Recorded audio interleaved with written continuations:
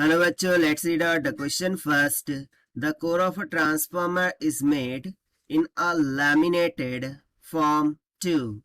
सो basically यहाँ पर question बोल रहा है कि ट्रांसफॉर्मर की जो कोर होती है उसको लैमिनेट किया जाता है. तो ऐसा क्यों किया जाता है, उसका क्या कारण है? तो चलिए हम स्टार्ट करते हैं सोल्यूशन से. But before of its let's talk about the key concept which we are going to use here for this question. तो इसके लिए हम कंसेप्ट लगा देंगे, that is eddy current loss का. Eddy current losses. ठीक है. सो एडी करंट लॉसेस ये क्या होता है? सो बेसिकली लेट सपोज कि कुछ इस तरीके से ट्रांसफॉर्मर है. ठीक है, ये ट्रांसफॉर्मर है, ये उसकी बॉडी हो गई ट्रांसफॉर्मर की. राइट, ये ट्रांसफॉर्मर की क्या हो गई? बॉडी हो गई. अब जैसे ही ट्रांसफॉर्मर की प्राइमरी में करंट फ्लो होना शुरू होता है, लेट्स सपोज कि ये इंटरनल स्ट्रक्चर में ड्रॉ कर रहा हो कि प्राइमरी साइड हो गई, ये सेकेंडरी साइड हो गई. राइट, अब इसमें से जैसे ही करंट फ्लो शुरू होता है, सो उस करंट के कारण से अकॉर्डिंग टू इलेक्ट्रोमैग्नेटिक इंडक्शन इसमें से क्या प्रोड्यूस होते हैं? फ्लक्स प्रोड्यूस होते हैं. अब वो फ्लक्स इस कोर से क्या करने लगते हैं? फ्लो करने लगते हैं लाइक दिस.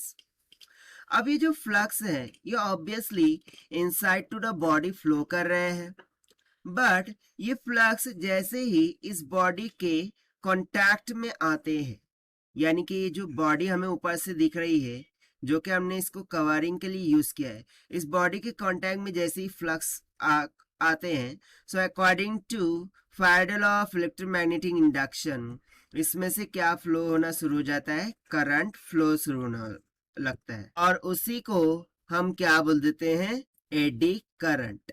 इसको हम क्या बोल देते हैं? Eddy current, that is ID. But basically यहाँ पर हो क्या रहा है कि कुछ फ्लक्स यहाँ पर एडी करंट प्रोड्यूस कर रहे हैं in surrounding of the body.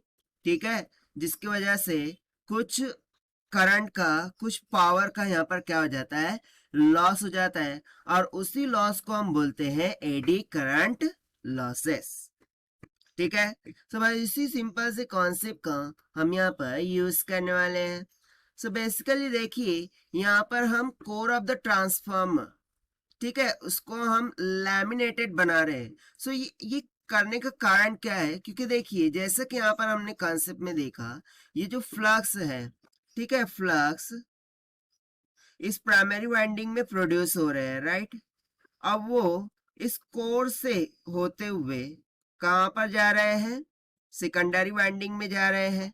But वही फ्लक्स ये बॉडी को भी क्या कर रहे हैं? टच कर रहे हैं, जिस कारण से एक एडी करंट इस बॉडी से फ्लो होना शुरू हो रहा है.